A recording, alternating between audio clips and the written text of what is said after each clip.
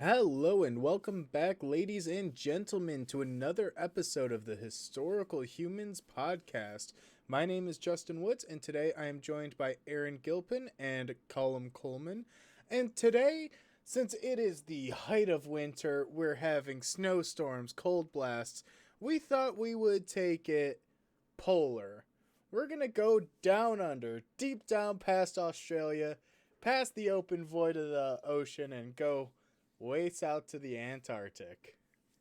He did not clear that pun with any of us. I just want you to know. I never do. He had it Dear laying patient wait. viewer. uh, but yes, we're going to be looking at the explorations of Antarctica. Specifically, for most of this, we will be covering the race to the South Pole because nothing says humanity like running 500 miles across icy wasteland just to say you were there first. But to be fair, this is also like the final frontier of colonialism. Every other expanse of Earth has been colonized, claimed, destroyed, however you might describe it, except for the frozen tundra. Yeah. Perhaps because no one actually lives there. Who knows? I don't know. I think I saw a penguin once. Yeah. Uh, anyway, so the Antarctic explorations, Antarctica existed as a theory since as old as 150 BCE, when Ptolemy, the Greek geographer, theorized that there would have to be some sort of southern landmass south of Africa in order to round out the world based on his estimation of how big the world was. He called this place Terra Australis Incognita, from which Australia gets its name. Because they thought Australia was the big landmass when the British discovered Yeah, Yeah. that's my favorite. it. When the British came across it, they had Ptolemy's books. They had this giant landmass that was technically south of Africa, if way off course, and that seemed to be about right. And to that, I will have my first drink to the British. Yep.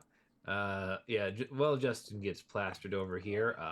The first supposed sighting of Antarctica dates to the 7th century CE with Ui T.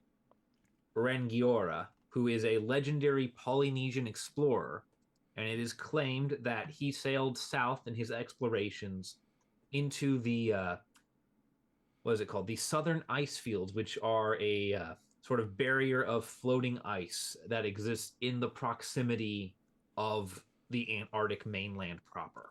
Which is one of the biggest defenses that prevented previous explorations. They just basically didn't have any ships strong enough or tough enough to break through the ice fields. Yeah, these ice flows are dangerous, they're migratory, they will kill you. Are you saying No. that ice floats migrate? And that's the second drink to the British tonight. Cheers. I'm drinking one of their beers. Or ciders, I should say. The British, they find their way everywhere. I love Strongbow cider. Hashtag not sponsored, but also, please, I'll take it. Anyway, there's not really a lot of concentrated exploration towards Antarctica, not a lot of major interest until about 1502, as the European powers begin their wonderful journey across the oceans in search of lands not claimed by them. I don't see how this could end badly. I mean, at that Yeah. point, they were like going for the full sweep. Like they were so close, they just got to kind of had to keep going. Well, at 1502, they'd have only discovered the existence of the Americas for about a decade. So they were, it was literally someone opened the gates. Yeah, well, it's blood in the water. It's like sharks. They smelled Anyway. something was out there. They had to explore. Yeah. I think it's a little bit interesting because with the whole exploration here, but then when it comes with the exploration in the exploration, for the Americas and Africa, there's not a whole lot of prospects for wanting to have a claim in Antarctica. And a lot of that too is also these explorations go into the Antarctic Circle from 1502 to 1775. So from Christopher Columbus to the existence of the United States, there's really just people, surveying things, straying into the Arctic Circle, meeting these walls of ice, and turning back. It's really about as far as they get. The Um, definition of not my job. they discover a number of very small islands down there, which are respectively claimed, usually by the British. There are a number of times when a British and an American, following the American Revolution, land on an island, and the British man immediately shoves the American off it and plants the British flag and claims it in the name of England. Isn't that how? Was that a dispute in Washington at some point? Washington State. Possibly, I do not. I do Wait, not what recall. was that, Aaron? I think it's the Pig War. When they were settled, when they were doing territorial claims in the state of Washington on like some of the islands around the border between Canada and the U.S. Oh yeah, there was a huge amount of land debates, and ironically, a lot of that actually just boiled down to the fact that the British and the Americans define coastlines a lot differently. That's true. Yeah, and but there's not really any progress until 1820, when a man named Nathan Palmer sights Antarctica on November 17th of 1820. That's the first time anyone has confirmation that there is land down here, real land, not just a rock peeking out of the waves that some seagulls have landed on. There is massive continental land. So he really must have gotten pretty darn close to be able to see all that. Yeah, Palmer, I believe, is an American, and in 1821, in a joint expedition with a British man named George Powell, they discover the South Orkney Islands, which Powell immediately annexes in the name of the British Empire. This will be a pattern. All This right, has Aaron. been a pattern for the British. No, I'm just saying. No, the pattern is British in a joint expedition with other nations find land and immediately claim it for the British Empire. Of course, who's going to stop them? Not the British Empire. Yeah, and you're thinking, why not America stop them? Well, this is pre-industrial revolution. This is pre-Civil War for the United States of America. The nation is young. It is small. It is not a global power. It is a power in the Western Hemisphere, but it really can't exude much influence beyond like the Caribbean. To say it was even a power in 1820 is a bit of a stretch. I mean, you can argue the influence of the Monroe Doctrine, but there was they got their ass whooped in the War of 1812. They lost. Well, the War of 1812, we did fail militarily, but it was technically a draw, and we were mostly concerned with ourselves. And this is entirely a tangent, but like we were big enough that the people around us in North America kind of had to take us seriously. Well, at that point, we were one of the only ones that had actually broke away. Yeah, but the Spanish colonies in North America, the French islands, the British and Canada, they all kind of had to take us at least a little bit seriously, just because we were big enough to be trouble if they didn't. Well, I mean, we were trouble, so I guess that makes sense. Yeah, it's kind of like Russia. During some of these periods, Russia is massive. Russia also is about 50 years behind everybody. So you take them seriously because you can't really fight them. But if you were to fight them, you probably wouldn't lose too badly. A lot of people haven't. Well, that's because a lot of people try to go to Russia. Yeah. It was, this is again early 19th century. It's this idea that you're big enough that no one can really deal with you if they have a problem, but you're not on top enough where like everyone has to listen to you. That's still the British. But anyway, we have also in 1821, a man named John Davis claims to have been the first man to set foot on Antarctica on the 17th of February, 1821. This claim is disputed. Many believe he set foot onto an iceberg. Really? Yeah. They don't think, based on some of his logs, it's indicated that he might have come across a massive ice flow, mistaken it for a part of Antarctica, and gotten off just because it seems like his boat didn't quite dip far enough south to be what we know as Antarctica. On the other hand, what we know as Antarctica is a very much rapidly changing landscape on account of the fact it's made of mostly ice. Yeah. So it's like he's right there where it's like there may have been something there, but it's also in what is today and what is once it got mapped 50 years later mostly just ice flows. So it's you can't prove he didn't do it, but you can't say for certain he did. It's just a little too unlikely that he did. But also, to be fair, when everything's so snow covered and frozen, it's gonna be really hard to differentiate what's like Earth and what's just like 10 feet of ice. And in fairness to Davis's claim, he claims to have arrived in February. This is the end of Antarctic summer. So this would be the time when the ice flows were at their minimal. So this would, if you were gonna shoot the gap, this would be about the closing window for it. Because come March and April, it's gonna start closing up again. If you really think about it, how many ports? How we've barely actually seen any land in Antarctica itself, for the most part, until global warming kind of happens. But but a lot of parts of Antarctica, like why wouldn't you consider like the 10 miles of ice that's like standing, or well, I guess maybe not 10 miles, but like a mile thick worth of ice that's above the actual dirt. Like, why wouldn't you consider that part? Well, the issue isn't that. The issue is the fact that he may have set foot on a massive chunk of ice that's not actually connected to anything. Oh, okay. Like the ice flows aren't connected to the actual Antarctica. There's nothing. They're basically roving islands. Close enough.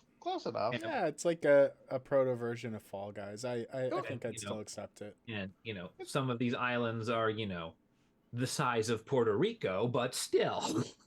I mean, it could have been. It could have been part of it at one point.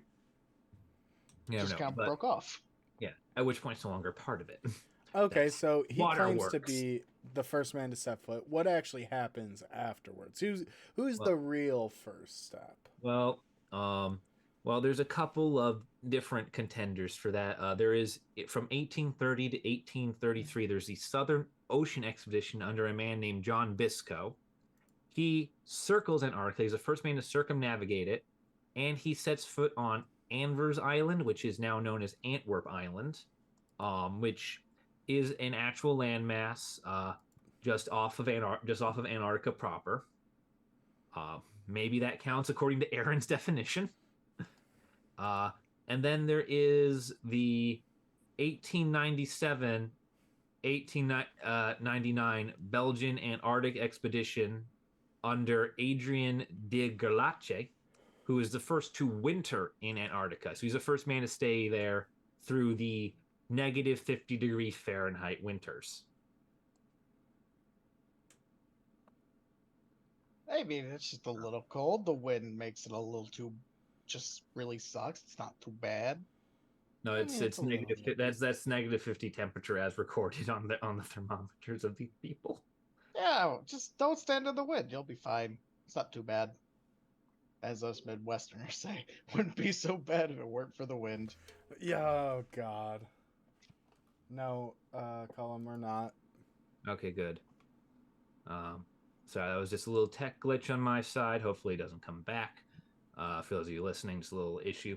I think that might have popped up on video, but if you're watching on YouTube, leave a comment. Let us know what it said. Yeah. Tell me what's happening right now. As shit goes on. On that terrible bombshell. No. I was like, we've just started this. We've just started. There will be no bombing.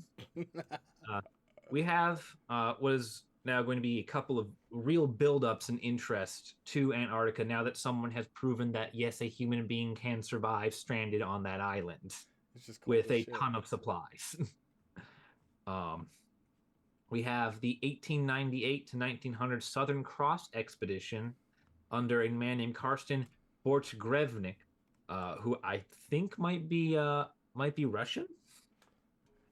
He reaches the farthest south on February 16th, 1900, which is the southernmost point anyone ever reaches prior to someone reaching the South Pole.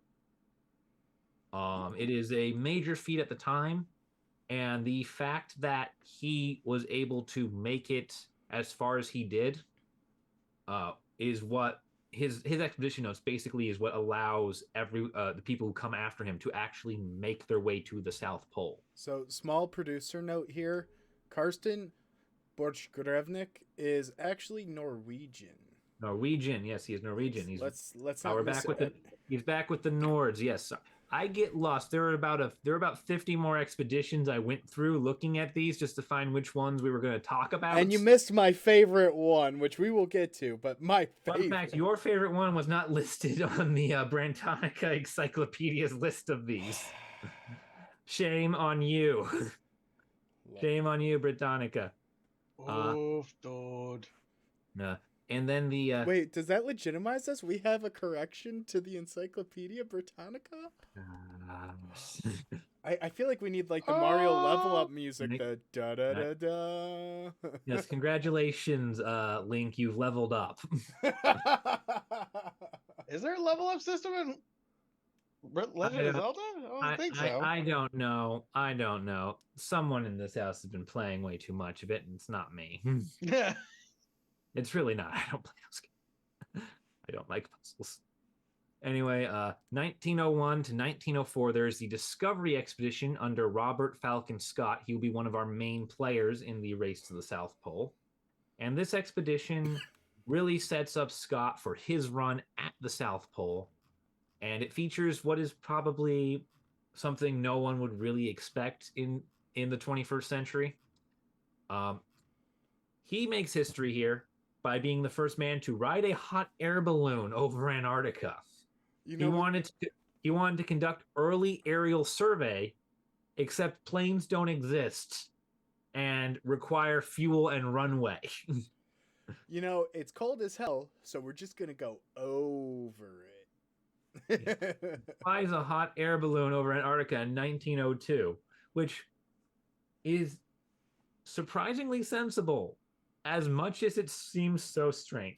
It seems strange to us because it's not a very common mode of transport, but it makes sense in the fact of, it's early aerial reconnaissance. You don't require that many materials. I mean, you need the wicker basket and the giant tarp to control, but otherwise you just... And the fuel per capita, even if airplanes had been invented at the time, I believe the air balloon is still more economical and does not require as much of a landing zone. Unless you fill it full of nitrogen. That's not a hot air balloon. That's a Zeppelin. Ooh, we should definitely talk about that. Anyways, after the balloon flight leads to one of my personal favorites, one that we had some debate about beforehand because it is one that I was familiar with, but that did not show up on Encyclopedia Britannica. Justin was very adamant about including this during the it is my heritage and walkthrough. And I am very tangentially related to this gentleman. You're tangentially related to everyone, okay, Charlemagne? Anyways, he comes from my homeland. It is the Scotia expedition, which it was headed by William S. Bruce, a Scotsman. So I had to include my fellow Scots, and it includes one of the most notable photographs ever taken in the South Pole, one that I had to share with the boys.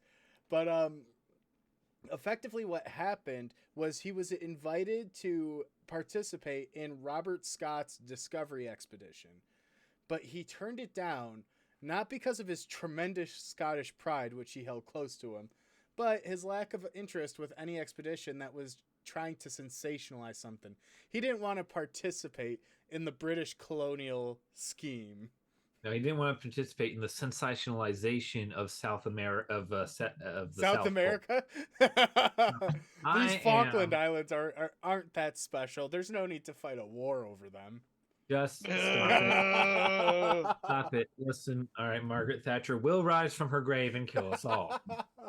Not if the Scots have anything to say about it. Praise be the Scots. Okay. Anyway, Yeah. anyway, he had the reason Justin's insisted on including this is because a man went outside in Antarctica wearing nothing but a kilt and played the bagpipe to a penguin. Correct. It's my favorite picture. Or one of my favorites, at least.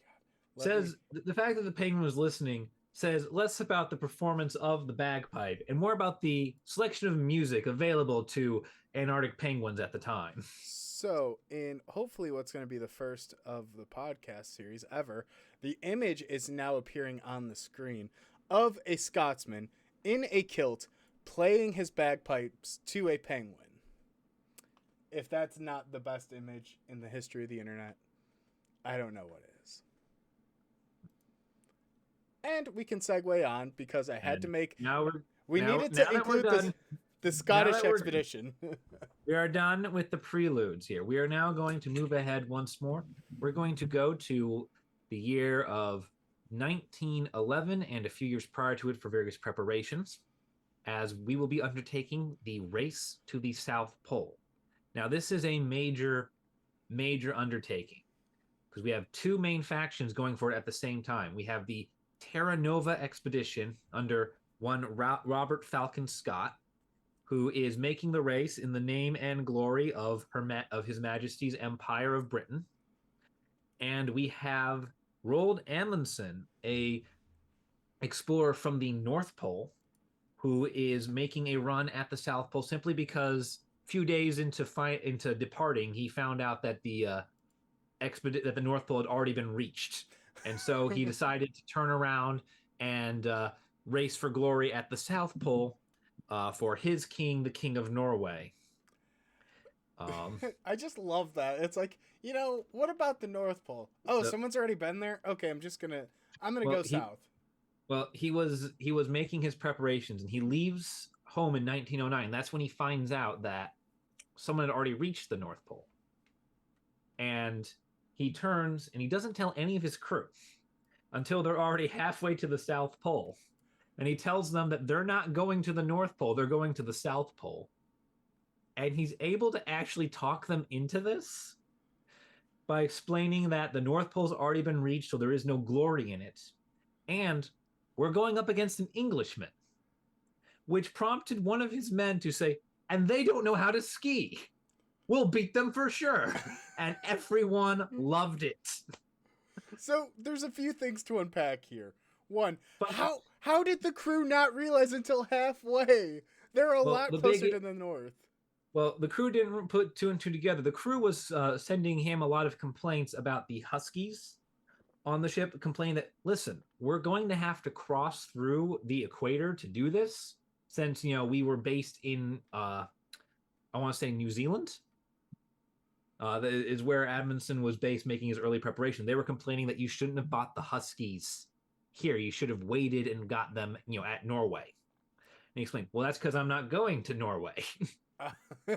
And so basically no one had the whole cargo manifest except for Amundsen, so no one was able to put the whole picture together. Oh my god. Good god. That just Keep in mind, Amundsen is here with about 12 other researchers. All right, he reaches the South Pole with a team of, I want to say, 6 at his back. That's like the Toy Story meme with Buzz and Woody. Like, I'm not aiming for the back of the truck. Yeah. Oh. Yeah, it is exactly what it is. Yeah, because it's it's a 5-man group that gets to the South Pole. Plus, there's several other people who don't actually go to the South Pole, but are there as part of the expedition. Yeah, so we have we'll go into Roald Amundsen's expedition first, and then we'll go into Falcon Scott because Amundsen both arrives at the South Pole first and departs for the South Pole first. He arrives in Antarctica, he departs for it. He's the first one to make landfall. So we're going to start with him, and then we're going to go back over Scott. So, yep. Yeah. So he said we covered that. So his two big keys for beating Scott was they're Englishmen, they can't ski, and he happened to know that Robert Scott was relying on Siberian ponies, which require different conditions in order to function properly than the sled dogs that he was relying on. Siberian ponies can carry a lot more weight per capita than the sled dog, but they also require more intense care and aren't as good with some of the uneven terrain. I also love the casual trash talk between them. Yeah. Oh yeah. He at the island of Madeira at his like last stop off point before making it to the South Pole. He sends Scott a telegram that just says, "Going south. Stop. Roald Amundsen. Stop." And he just leaves it to Scott to figure out what the hell this man has just sent him. You would think that they would know, especially if Edmondson knew that Scott was going to the South Pole. He 100% knew, and you know for a fact Everyone knew Scott was going. Everyone knew Scott was going to the South Pole. Everyone had known Scott was aiming to go to the South Pole since 1901. Exactly. So Edmondson, when he sent that, Scott is probably like, this bastard, this like horrible guy. And basically, at this time, Scott is the most renowned Arctic explorer of Britain, and Amundsen is the most renowned Arctic explorer of Norway. These two men were famous already. They had done other expeditions. So they knew of each other. So this trash talk, I love it. It's petty. It's egotistical. It is like in his face. Oh God, I love to see it. It's also hugely risky because this change of plan also means that if anything goes wrong, there will be no ship sent to the location of the Fram, which is Amundsen's ship. No ship will be going to search for them in the place where they are going, because everyone still thinks, with the exception of his crew and Robert Scott, that this man is headed to the North Pole. No risk, no reward. He told no one, which means if this ship breaks down, no one is coming to get them off the ice shelf. Oof. No risk, no reward. No whammy. Bold move, Cod. Let's see how that works out for him. Yeah. So they set up in the Bay of Whales of Antarctica along the Ross Sea. This was an indentation in the Ross ice shelf. It no longer exists. It's been over 100 years. Ooh. Not to mention the ice shelf is started receding a bit, like certain hairlines, you know. Yeah, but this puts him about 60 miles or 100 kilometers closer to the South Pole from his base camp than the Terra Nova expedition under Scott. So he has less distance to go as he makes his run. He makes a number of preliminary trips to deposit supplies along the first part of his route, and here he takes his second big risk, and this one really surprisingly doesn't cost him. He's laying out his supplies over parts of Antarctica that no man has scouted, mapped, explored, or set foot on. So he has no idea whether he's going to 10 miles out run into a massive ravine or a cliff face or thin ice that is just basically a frozen pond. He has no idea what's in front of him, and he's able to lay out all his little deposits. It's risky for sure, but it pays off clearly. Well, it's not so much that it pays off; it's just like you don't know what's up there, so you don't know what danger you might be running into. And fortunately for him, there isn't really any. I mean, other than horrible ice flows, the cold. Well, you don't have to worry about the ice flows once you're on Antarctica proper. Those just lock you in. So we got a bit of a timeline set up here at this point.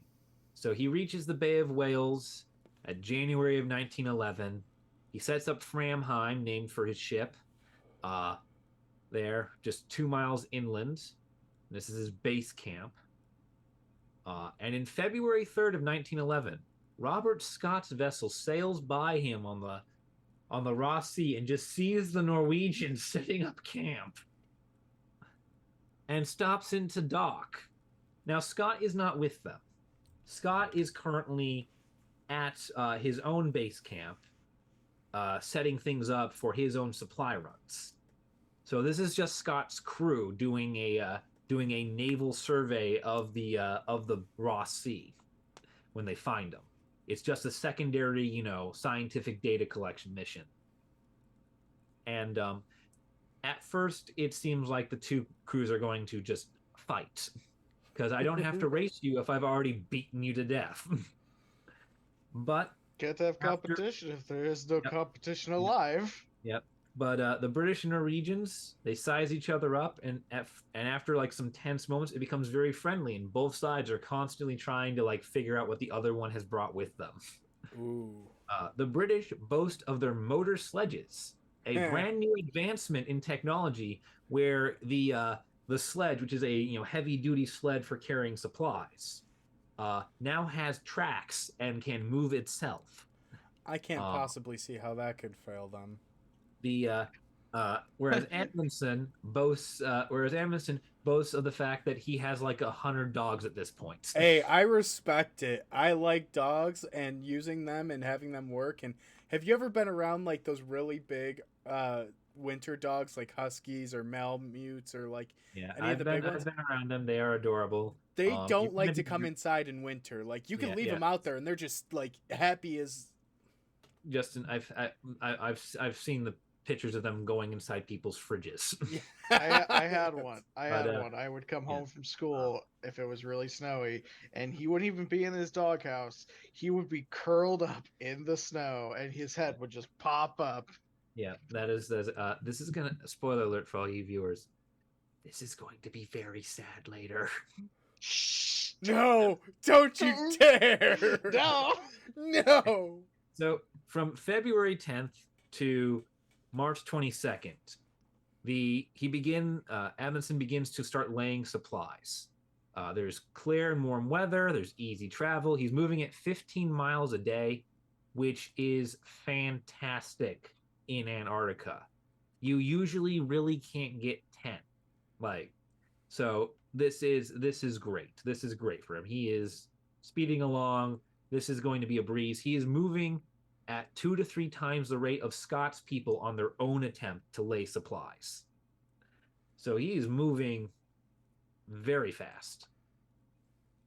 And it is reported that on one day it was 12 degrees Fahrenheit, and it was so hot to Amundsen that he decided that he was going to go skiing in his underpants. That's a flex and a half. Like, I know the temperature is relative, and it's been sub-zero, and after we had the recent sub-zero streak, it was like 40 degrees, and it felt like summer, and people were out in t-shirts and shorts. I can't imagine 12 degrees feeling like that, but man, that must have been nice. I mean, yeah, when you think about it, when your body adjusts to the cold weather, it's like when people say, like, when fall comes, the cold is awful, even though it's like 40 degrees. But then when spring comes around, 40 degrees, like, damn, I can wear shorts again, can't I? Yeah. Well, also, your body just got so used to the cold. Your blood thickens too, which helps with that. That's true, yeah. During these expeditions, there is a number of issues that begin to occur for Amundsen's team, for the Norwegians. First of all, they discover that the type of shoes they've brought don't actually hold up to the Antarctic conditions and will frequently break down when walking in them. Dang, that sucks. Which is very dangerous because frostbite on your feet is probably the single quickest way to kill someone out here. You lose your feet, you can't walk, you die. They attempt. The second thing is that as they are attempting to lay out depots along as many parallels as possible, they are placing these black flags at, I believe, half-mile intervals, and they are placing them with directional indicators up to 6 miles out from these depots in every direction. And Amundsen is worried, rightfully so, that he's placing these markers too far apart and that they will pass through them and miss a supply drop and die. That's a pretty valid worry. This is a very legitimate concern. he does not change this, but he expresses a number of concerns that we may have not brought enough flax, which seems like a silly thing to get yourself killed on. The second thing that he has an issue with is during his second expedition, because the first one was so easy, he overtaxes his sled dogs because they are running over an area of ice known as Sharp Edge Sastrugi, which is basically when the wind sweeps up the ice and forms little tiny dunes with them. And those dunes harden into sheets of just blades of glass just angled up at you. Angled up? Yeah. Basically, Ugh. imagine those little ripples you see at the beach in the sand. Imagine if those were shards of glass angled at you, and you had to run over that in your bare feet. That's what these dogs are doing while hauling about 100 pounds apiece. Poor Poor dogs. doggos. Yeah, it cuts up their paws, and he attempts to make 30 miles in a day because 15 was so easy for him before. Jeez. And 8 of his dogs die of exhaustion, which he doesn't really care about because back at the kennels, 12 puppies have been born. Oh, Jesus. So Jesus Christ, he considers himself actually no worse off than he was when he started. This is the first indication that this man might be a sociopath. I mean, when you consider dogs to be expendable like that, that's Yeah. And he lays out his third depot without any further problems. He's laid out 7,500 pounds of supplies and 40 gallons of paraffin oil, which is very key. That's the only thing keeping them heated and alive. So that is probably the most crucial supply out there. So he has more supplies than he actually needs laid out along his path, which is very good for him. Then on the 24th of August, the sun returns to the Antarctica for the first time since April. And it's supposedly the Antarctic winter is ended. And Edmondson thinks that this means there's going to be a protracted spring like there is in the Arctic, during which temperature isn't so hot that the ice is melting, making it unstable, but isn't so cold that you're freezing to death. The Antarctic spring lasts about a week, at best. Jeez. Nobody who came down here knew that. Not Edmondson, not Scott. There is no spring, there is no fall, and so they repeatedly delay their expeditions, waiting for this miracle season to occur. And Antarctica. Yep. And during this time, Amundsen is constantly losing it because there's no way Scott is still waiting, right? Right. I have a feeling he still is. Yep. The man becomes increasingly unbearable, and from September 8th to September 12th, Amundsen decides to make his attempt at the South Pole because he can't risk losing to Scott. He will not lose to a Brit.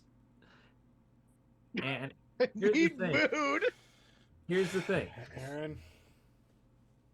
I'm out. Here's the thing. There have been a few days of warming temperature leading up to the 8th. However, on the 11th, the temperature was an average of -70. Oh. This caused men everyone's feet overnight blistered from the cold, and they could not really walk. The dog paws suffered from frostbite. The dogs collapsed from exhaustion in the sheer cold. They had to be hauled into their harnesses. They would not stand up. There was fog that prevented people from using the sun to guide them. The compasses froze and broke. Wow. The compass fluid froze. So they are lost. They leave their supplies at the 80-degree South Depot, which is the first depot stop that Amundsen has. And they make a quick return to camp. And Amundsen is so hasty that he skis off and leaves his entire crew behind to figure their way back or die. See, including I like his crew's response to it. yeah, in some of them barely make it back to Framheim because he abandons out there, include some people who it is their first time in Arctic or Antarctic conditions. It's their first like winter expedition. Their first time out there. And one of his men, who was on the South Pole expedition, was named Johansen, and there's a man named Perstrad. And Johansen and Perstrad almost die because Perstrad has never been in these conditions before. And in order to get Perstrad out, Johansen has to like stay behind and help the man. He has words with Scott, calling Scott a coward for abandoning his men out there because Perstrad almost died. And accused him of panicking. Like, you panicked. You coward. Yeah, he calls him panic. So Amundsen responds by booting Johansen from the expedition entirely. I couldn't have panicked. He fires the man in the middle of Antarctica. Find your own way home. I don't think there was a union for explorers back then. He does keep Johansen around. Johansen is now just on the secondary crew taking weather reports at the Ross ice shelf. That's probably better for him in the long run. I don't know. He saved a man's life, whereas Edmondson ran off. Yeah. No, he didn't run off. He just made haste. Yeah, but basically there is, it's safer. Yeah, there's a lot of this, going around there. Johansen is not very happy with Edmondson. Edmondson has clearly not been a very easy man to live with. But on October 19th, Edmondson plus 4 men, 52 sled dogs, and 4 sledges, haul their way out of Fram. However, it was technically the 18th because the rotation of the Earth meant that he had accidentally shifted past the international date line and gone back a day. Time travelers. Yep. And they got 150 miles head start on Scott by October 24th because Scott was still delayed in his camp waiting for better conditions and because the ponies were a pain in the ass to deal with. During November of 1911, Amundsen has cached 10 times the food and fuel he needs to make it, which makes him able to handle a lot of delays like fog and storm a lot easier than Scott could. There is, on the 1st of November, 2 people get lost in the fog. They fall into crevices. Surprisingly okay. And on November 17th, he reaches the Trans-Antarctic Mountains, which is this massive glacier that just walls off the South Pole. And he kind of gets stuck here for 3 days because he can't find a way through it. And yeah, there's no Google Maps back then. You can't just figure out, oh yeah, there's a mountain pass 3 miles down this way. No, he had to figure that stuff out himself. He had to find it. Mm-hmm. He could have made a way with enough dynamite. Yeah, no. So he finds a 30-mile glacier leading up to the plateau, which he names after Isel Heigberg, one of his financiers, one of the people who funded this expedition. And halfway up the Trans-Antarctic Mountains, Amundsen orders that all the dogs be killed. Oh, not because the dogs are injured, but because it'll be easier going back if we don't have to deal with these animals and we don't have to care for them. Plus, their food, their meat is good food, and that'll give us the crucial vitamin C that we need to carry on the rest of this expedition. Oh my God! He has 24 dogs put down, fed to the other 18, and he did this so he could reduce the weight load of what he was carrying and not bring in as much dog food to feed the dogs. He had the dogs commit cannibalism. Yep. And part of this was because it was known to him at this time that the Trans-Antarctic Mountains, the ice shelf he was about to get on top of, is prone to avalanches, and he wanted as few moving parts and as little weight as possible. So he just straight up murders 24 dogs. Oof. Oh. Told you it was going to be dark. He is still 300 I like the miles from the South tractors. Pole when he does this. I like the 300 tractor miles? option now. Wow. Yep. It is absolutely horrible. The next big issue for him is on December 7th. He passes the furthest point south. He passes Shackleton's. So he makes it the furthest south of anyone who has ever gone, which is, woohoo, good for him. He only had to kill, some 30 animals to do it. Yeah. 8 from before and then 24 now. Then on December 14th, 1911, he reaches the geographic South Pole. And his team, consisting of Wisting, Hassel, Hansen, Jolland, and Amundsen, they erect a pole with the Norwegian flag and claim the South Pole in the name of the King of Norway. Praise be the Nords. Yep. And however, what should be a celebration is not for Amundsen. Not because the British are there, but because his damn compass can't give him a precise enough reading on what the exact point of the South Pole is, and he will not have another human being in history ever get closer to it than him. So he spends 3 days screaming at his men, forcing them to constantly run about making triangulating positions, trying to find the exact South Pole. Wow. How did they not mutinied? Because they had won. There was the general. They had won. They knew they had won, and they were happy with that. Fair. Like, if you had come in second and this man was still like this, you would kill him. But they pitch a Polheim at the point as close as they could figure, which is a tent with a flagpole attached to it. They had the Norwegian flag flying attached to the tent. And they named the area of this polar plateau where the South Pole was located in 1911 for Harkin the Seventh, King of Norway. And because this is Amundsen here, Oh no. he writes several letters and leaves them for Scott in the tent. Wow. Departs the South Pole on the 17th of December. Wow. And by January 25th of 1912, he has reached the Bay of Whales with an uneventful trip back. No great tragedy occurs going in or out unless you count Amundsen choosing to cause one for himself. Again with the dogs. Yeah, the putting down of 30 dogs is just not palatable for me. Now, however, the race still isn't won.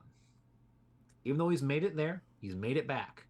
He still has to get back from the Bay of Whales to civilization. So he rushes to Tasmania. And on March 7th, he prepares to release news of the expedition. Not publicly at first, because he wants to find out whether Scott has made it back or not, which Scott has not made it back to civilization at this time. And he phones up 2 people, his brother and the King of Norway, on Telegram, to let them know what has happened. The king so that the king is aware of the glory that has been obtained in his name, and his brother, so that his brother can prepare proper news releases for the world. Once it has been confirmed that Scott didn't, once Scott has, been found, or even when Scott hasn't been found, once they're sure they can, get all their ducks in a row. And Amundsen gets in and he gets back. He then publishes a book in 1912 called The South Pole, which is his autobiography of all his journal notes and whatnot of him making it there and making it back.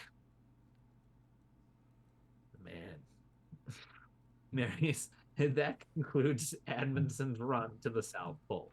Jesus Christ, dude, man. Good luck. He had great luck, solid planning. He had almost no bad weather. The only time he had bad weather was when he cut and ran 3 days in. But That's the then only time he really suffered. I still can't just get over the euthanization of 30 dogs. And then eating and feeding them to the dogs as well, the remaining Yeah. dogs. Mhm. Yep. I That's, I mean, I guess, like, survival situation, but also, I also don't know if it mentions it in the book or not, but I don't have good faith that he would have brought the dogs home either. Um, it does not mention what happens to the remaining dogs. However, a number of dogs were still at the camp, performing with sleds and other duties with the other research teams that did not go to the South Pole itself, but stayed behind for meteorological or ecological or geographical purposes. Yeah, but then when they left to go and publish news, that's when I'm worried that they would go. I do not know what happened to the fate of the Huskies uh, Mm, from the time Scott gets back to camp to the time they reach Tasmania. I do not know. Um, Once again, this man has a very callous manner about him, judging from his reaction to the whiteout, to the sheer cold and the dogs. all right. So now, what about Robert Scott? How did his So expedition go? So Robert Scott expedition is named the Terra Nova expedition because New British Earth. people don't really name the expeditions after themselves because they do like 500 and instead name them after their ships. Um, it's read by Robert Falcon Scott, his real name, and they will reach the South Pole on January 17th, 1912, coming in second. Uh, Large part due to the use of Siberian ponies and motor sledges to transport supplies. And Scott comes into this with exactly one advantage over Admonson. The first half of his journey is territory he has already explored during the Discovery expedition. Mm. So he's already scouted out his path. He took the time to prepare for this. However, that's the only advantage Scott gets, as the rest of his expedition is clocked by luck that can be considered karma for the rest of the British Empire. Oh no. We begin with day one, November 29th, 1910. He departs New Zealand for the Ross Sea of Antarctica aboard the Terra Nova. However, the Terra Nova is overtaxed. The boat is too small for the amount of supplies Scott wants to bring. And much of it is overpacked to the result that the ship nearly capsizes during its first storm. not a bad omen at Men, all whatsoever. horses, men, horses, and animals are injured. Crates come loose and fly around the deck. And in order to prevent this tiny little tugboat from sinking, he must dump much of his coal supply into the ocean because that was tied above. So most of his heating material has been thrown out before he even reaches the Antarctica. Does he turn back? No. He's not gonna get funding for more coal. He keeps going. This is bad. On December 3rd, 1910, the storm finally freaking subsides, and he emerges relatively unscathed. One dog, two ponies dead, two more ponies injured. All in all, not the worst thing ever for a ship that was trying to flip itself for almost a week. On December 30th of 1910, it punches through the pack ice surrounding the Ross Sea at great expense of the already limited coal supply. He has to basically spend a couple days ramming the ice shelf to get through. I'm just imagining just this little tugboat just backing up, going beep, Beep, beep. beep, beep, and then running in and crashing. That is Beep, exactly beep, what he beep. did for several days in order to make it through the ice. Oh my god. So the That poor ship. already reduced supply of coal is now further drained. This is going to be a theme. Yep. On January 2nd of 1911, he finds Mount Erebus of Ross Island, but his intended base camp of Camp Crozier is deemed too dangerous to anchor in, as the ice floes have seized it for themselves this season and are currently just swishing about waiting to kill his ship. So that scouting was off or not? Not necessarily. He's able to sail around to McMurdo Sound and make a base camp at Cape Evans on the other side of the island. So he's able to sail around. This side's got the ice, this side doesn't. Hopefully that doesn't change. It doesn't as far as Scott is concerned, but that might be for other factors. On January 18th, his base camp is fully established, and he decides that by God, he will continue to observe the British naval tradition of separating the officers from the men by, within his new base camp, stacking walls of crate so that 2/3 of the base camp belongs to the officers and the scientist, and the rest belongs to the much larger contingent of sailors and crew and technicians. Gotta love class division within base camp, eh, guys? Yep, he maintains the strict British naval class division within the camp because that was what was maintained on the ship, and he will not break with that glorious tradition and allow the rabble to dine with him, so help him God. Oh, this isn't gonna end well. He maintains this to his dying day. On the 25th of January, Scott sets out to make his supply drops. He uses his ponies and motor sledges, both of which horribly underperform in Antarctic conditions. Gee, like I said, I can't see how the motor sledges could fail in this. Yep. Additionally, unlike Amundsen, he encounters very poor weather when he is laying his supply drops. This forces him to make his final supply drop, which is labeled 1 ton because that's how much food and fuel is there. 1 ton is dropped 37 miles short of its intended destination. This will prove fatal. This is bad.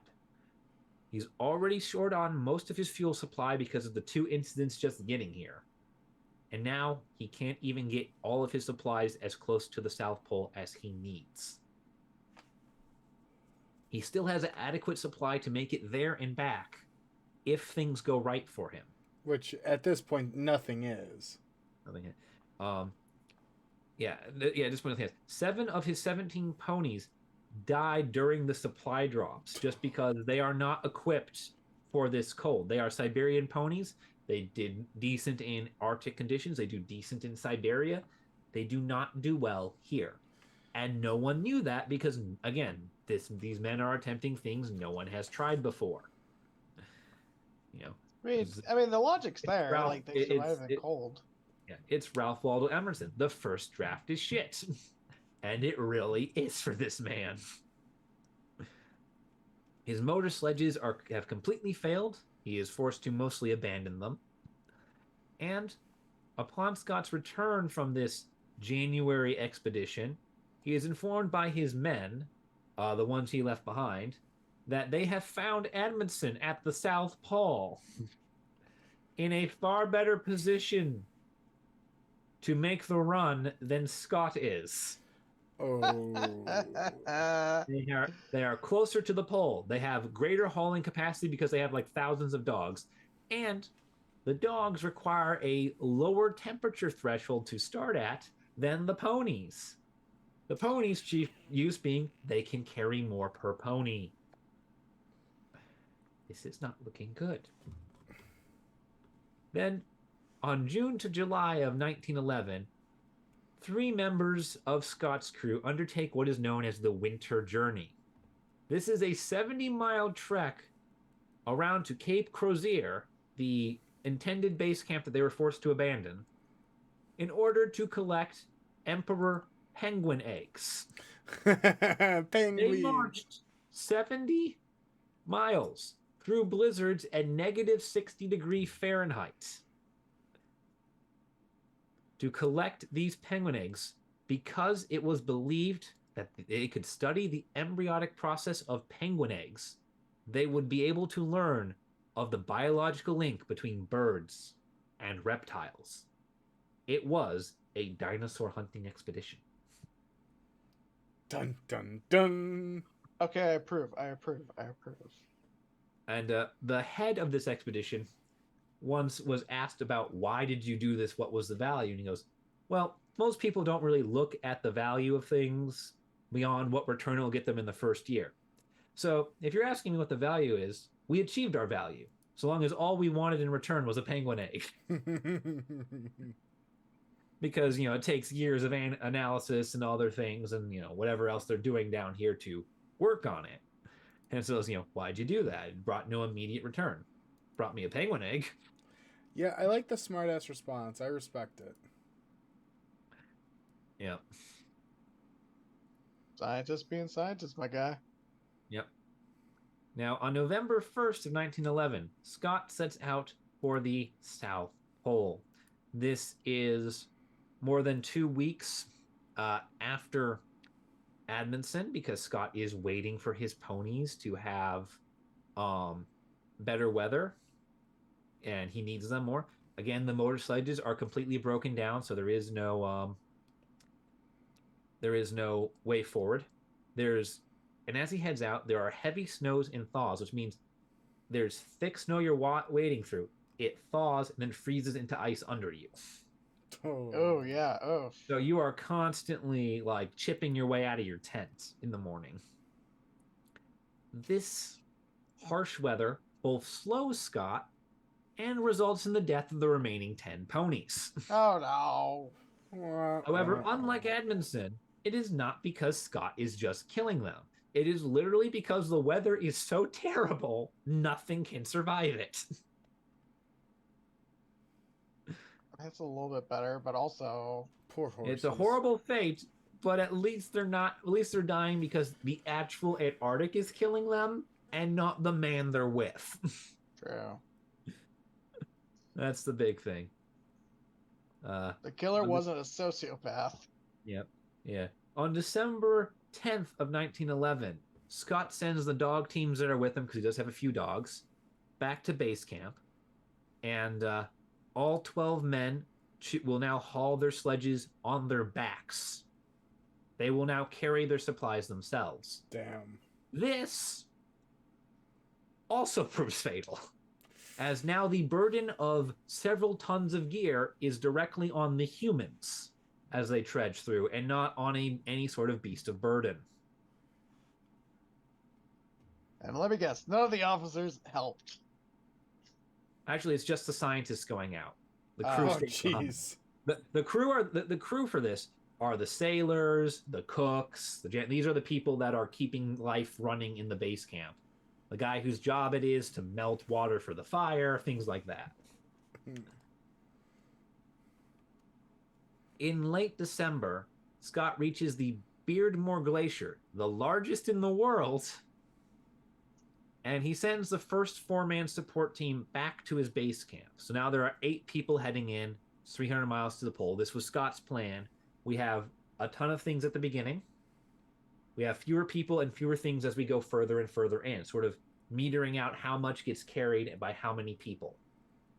This is a pretty solid plan. It's working out pretty well for him so far. Sans the ponies and the motor carriages, things haven't really gone that wrong on this expedition for him. The plan is still working.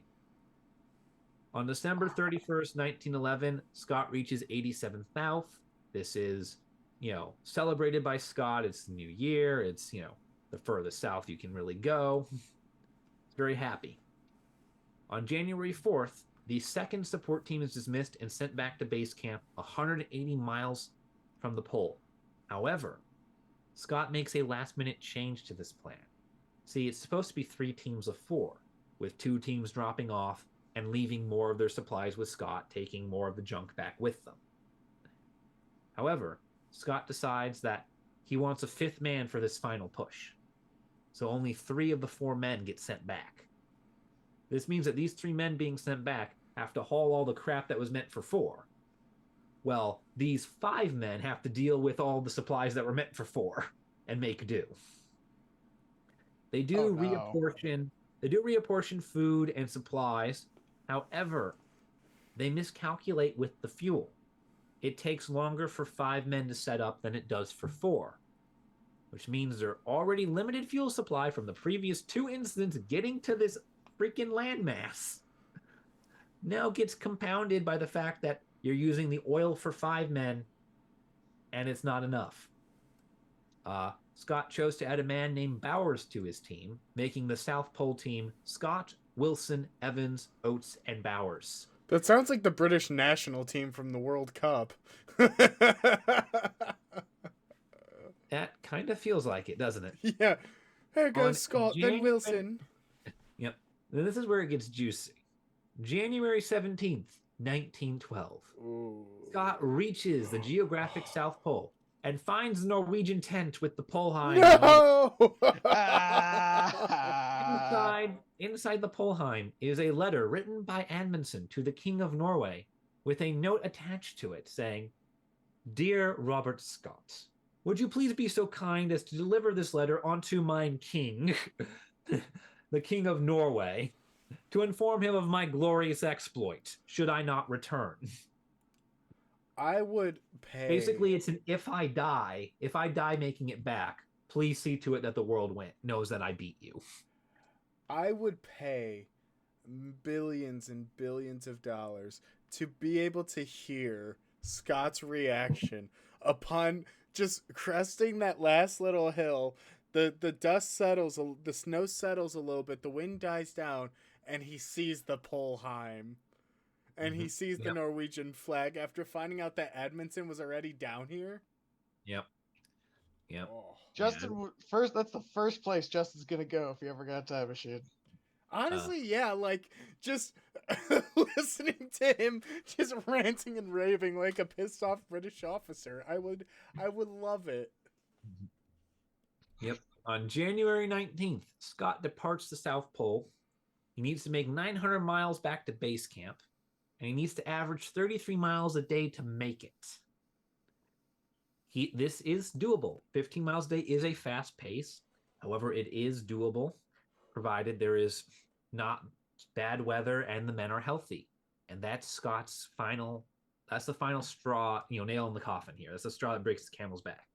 Scott doesn't account for the fact that his men get injured, which is a real shame because despite everything that's gone horribly, horribly wrong up to this point, no one has gotten hurt. The humans are fine. It's just all the dogs and ponies and everything that just die, I guess. Well, not Scott's dogs. That's just Amundsen's.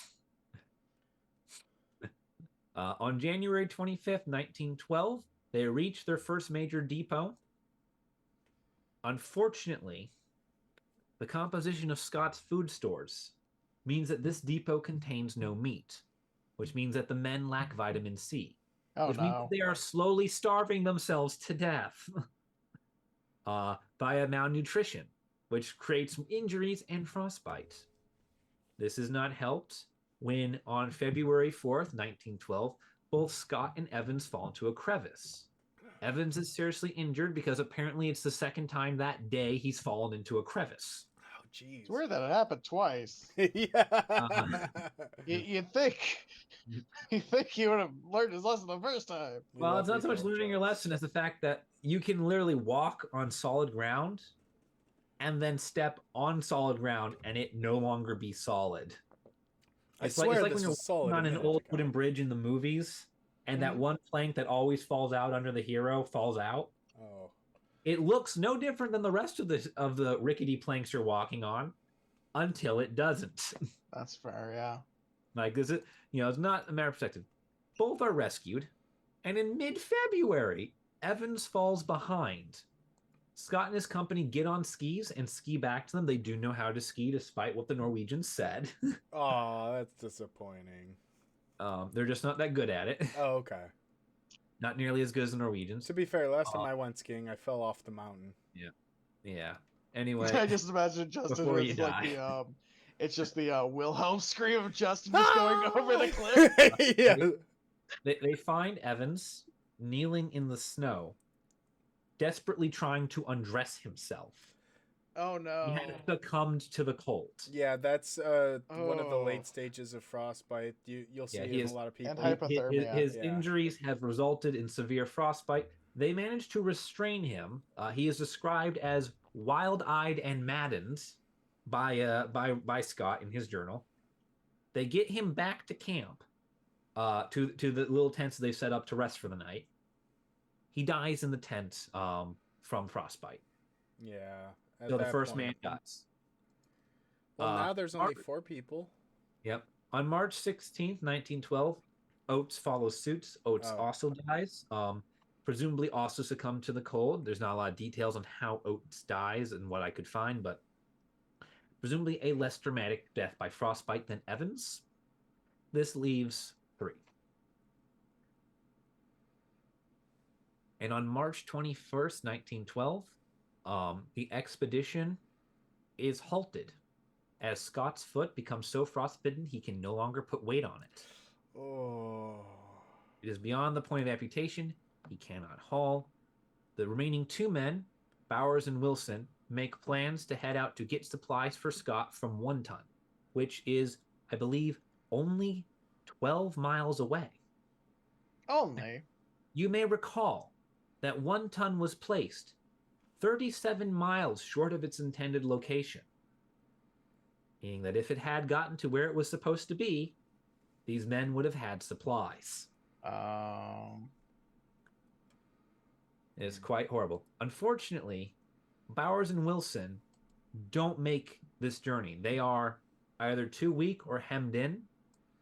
Scott, in his final letters that are penned, makes the claim that it has been 9 days of whiteout, constant blizzard. Wow. So they are unable to leave the tent. All the men pen their final letters. Scott writes one to his commanding officer and one to the public. Both are very colonialist and full of British bravado. He spends a good chunk of at least one of them talking about how all the nations which depend upon the British Empire and are a part of the British Empire should know by the vigor with which he has shown that they could not have a more happy condition or a greater nation to protect them and be a part of. Yeah, that's what they're doing. That is his opinion. But what do you expect from a British explorer from the turn of the 20th century? Yeah, fair. Yeah. So, question: if everyone died, how did news get out? Scott, there news. We can get to that in just that's a little bit further down. Okay. But one of the final things with Scott's letter, which makes me hate him almost as much as I don't like Amundsen at this point, is he speaks with great pride about how Evans and Oates died first, so he's manly because he is older than Evans and Oates, and thus his vigor is surely greater than them, even though he is, not a young man by this time. Didn't one of them fall down a crevice twice and Yeah. still survive? To be fair, that? Scott also fell down in one of those crevices. Yeah, Yeah. but not twice. Yeah, and here's the thing though. The point is they died first, which means he's better than them. That's Scott's point. Ugh. He's very explicit about that. It goes on for like a paragraph about his vigor, because he says this whole speech about let no man say I was too old or too weak for this. Let no man say it was a fault in me that brought our end, but rather the act of God in whether you lost, man, just accept it. But yeah, they almost make it, and they would have if One Ton hadn't been pushed further north by storm than it should have been. Because if they would have been trapped with all the supplies, they would have been mostly okay. On March 29th, 1912, Robert Falcon Scott records his final journal entry, in which it says, I am too weak, I cannot write anymore. It seems such a shame. Something along those lines. I am paraphrasing this from memory, fortunately. And on February 11th of 1913, news of Scott's death reaches England. How? So I believe, number one, the ship came back without him. Okay, but like, did his crew, after him not returning after so long, finally say, "We're done, we're out of here"? Like, how do we get his final notes? That's what I'm curious about. Did some of his crew go to find where he was and find him and his final notes? I do not know if they found him, but I do. But his writings have been recovered. I don't know if it was them or if it was someone else later on. What I do have is that Scott's death reaches England in February of 1913. I don't have much more on that, unfortunately, Justin. Okay. It's just it's just a limitation. It's like this is when it gets back. And here's where things get a little bit interesting for Scott, because Scott's got kind of a dichotomy in his legacy. First, in 1913, he is given a national funeral service at St. Paul's Cathedral, which is attended by none other than King George V of England. Now, Scott is a peasant. He has no lordship, no titles, nothing. He is not aristocracy. So for the King of England to attend his funeral is entirely unheard of. And with this, Scott is elevated to a tragic hero in the public imagination. He is a classic Greek hero. He is a man who did the impossible and is brought down by the wrath of gods and maybe one failing, one shortcoming. He is a national hero. So, producer's notes, I did look it up, and apparently in November, his team sent out a search party for him and built a rock cairn over his body and recovered the notes. So there it is. His team did find him. But he is still buried there. Fun fact. Hey, cool. Yeah, they're not able to haul the body off. Does that make him like the third person buried on Antarctica then, technically? I don't know. I don't know if anyone else died. I don't know if anyone else died or was buried there, because the 5 men of Scott's expedition do die. Yeah. I don't know if anyone else dies or is put to rest, on Antarctica before him, but probably not. Probably not. These five Englishmen are probably the first bodies in Antarctica. Then in modern times, Scott has been rebranded as a fool and an incompetent, sort of a, this is what happens when you don't, when you don't listen to the warning signs, when you're an egotist, when you're an idiot. This is, this is what happens when you leave without preparing. Except that's not really true of Scott. Is he a tragic hero? No, he's certainly tragic, but he's also not an idiot. He is not a fool. He is not an incompetent. He was brought down by no less than 7 major disasters over the course of his expedition. And if you can't survive 7 things going horribly, horribly wrong, then, well, that's not really a fault on you. That's not you not planning. That's not you refusing to acknowledge your limitations or, being, some sort of prideful fool. It's just everything went wrong, and there was no turning back by the time too many things went wrong for him to turn back. Because he loses coal on the voyage to Antarctica. His bad weather forces the 1-ton depot back from the Po. His exchange of men to increase their hauling capacity results in excess fuel burning that they didn't need. The use and loss of ponies and the reliance of motor sledges, he brought the wrong thing. Didn't know it was the wrong thing. No one knew. The storm and thaws on the way to the pole. Physical injury to the men of his expedition. And the 9 days of storm trapping the men just outside 1 ton. Like, I'm not even certain that in 1911 they really knew that 9-day blizzards were a possibility in Antarctica. They certainly knew that multi-day blizzards were a possibility, but more than a week?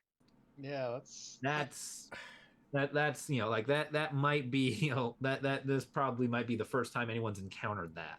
I mean, there's something to be said about having some level of preparation for adverse weather, and you can make some valid arguments that he should have turned back at any one of these setbacks. But at the end of the day, it is a tragic story with a tragic ending of a man whose bravado and pride, I think, very much stood at the forefront.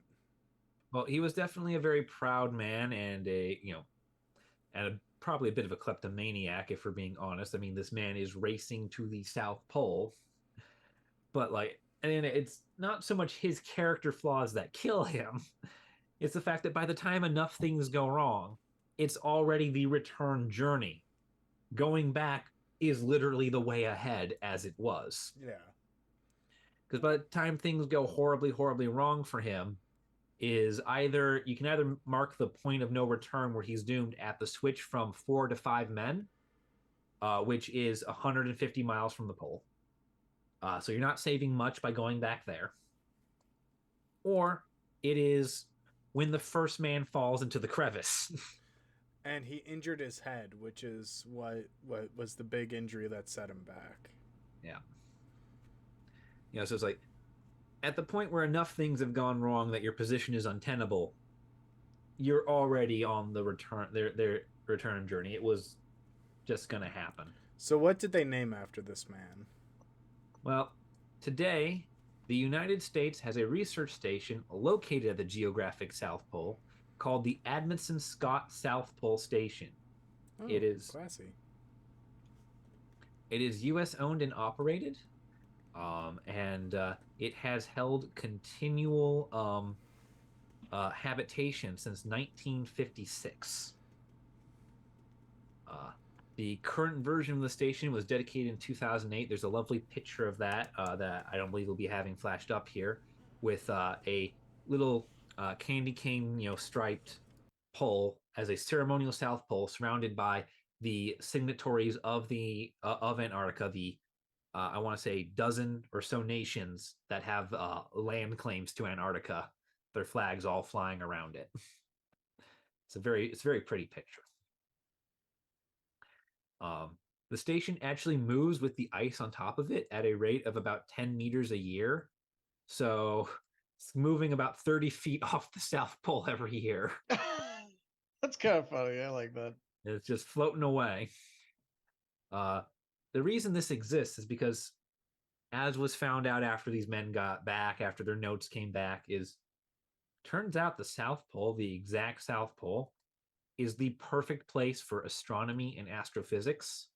There's almost no interference. There's almost never anything between you and the stars. And because you're at the South Pole, you're not dealing with the rotation as much. You don't have to wait for things to come around. You've got a fixed set of stars. I wonder what the stars of the South Pole look like. Really weird. Also, I think you forgot to highlight one important fact about it also being in the South Pole is the fact that you wouldn't get any light pollution from any civilizations for a very, very far away. So it's almost unobstructed. Yeah, it is. Yeah, there is a minimum of like 400 miles to the ice shelf. And so it's like, 400 miles from the nearest candle? Okay. Also studied here, in addition to astronomy and astrophysics, is a major hub for glaciology, geophysics, seismology, ocean and climate systems, and biology to be studied. So basically, everyone's studying stuff on the ice. It has grown immensely over its 60-some year history. Would be what, 75 years old now? Yeah, Something if it close were to still that. the original. Oh, yeah. 65 years old, I believe. It's no longer the original, but it is, the new version was dedicated in 2008, but it's been built on and over since 65 or and 56. Also with the drift and everything, yeah, you gotta. It's close enough. That's close. Well, it's drifting at 10 meters a year, which means that in the 60 some odd years, it's moved 600 meters. So we're maybe a mile off at this point. Not Yes. And on the screen now, we have the image of the Edmondson Scott South Pole Station with the candy cane Yes. displayed Yeah. ever so nicely on the screen here. Yeah, it's a Our- beautiful picture. Our technology is improving with all the world flags, including Norway. I like how the U.S. is front and center, but they fund the place, whatever. Well, it's an American owned and operated station, so America is in the middle. I believe I'm not looking at the picture right now, but I believe we are flanked by Britain and Norway on Yes. that picture. Yep. Yep, we are flanked fittingly by the two nations whose men reached the pole. Which I pulled up the National Science Foundation's website on the Edmondson Scott South Pole. Yeah, it is. It's a fun. Yeah, it's a fun little place. But on that note, I think. On that note, Yes. Yeah, it's not really saying things. I'll say it's not really a bombshell. It's just on that on that freezing note, because it's cold. Yeah. On that note, with 32 dogs down, we bid you adieu. Yeah. Thank you guys for 32 dogs, watching. 10 ponies. Yep. And please comment 32 to know you made it to the end of the video. If you guys enjoyed watching today's video, leave a like down below. If there's a topic you'd like to see us cover, leave a comment down below. Be sure to hit this little notification bell so you don't miss out on any future videos. And yeah, thank you guys for watching. We'll see you in the next podcast episode.